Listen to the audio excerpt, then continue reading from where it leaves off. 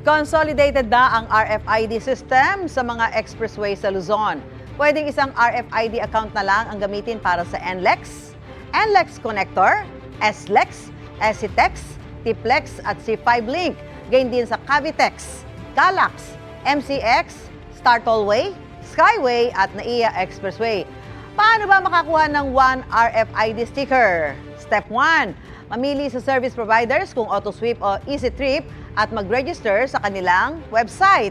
Pagkatapos, pumunta sa service centers ng AutoSweep o EasyTrip. Ipakita ang inyong enrollment ID para alisin ang lumang sticker at palitan ng One RFID. Pwedeng skip ang hakbang na ito kung bagong user kayo o isa lang ang sticker.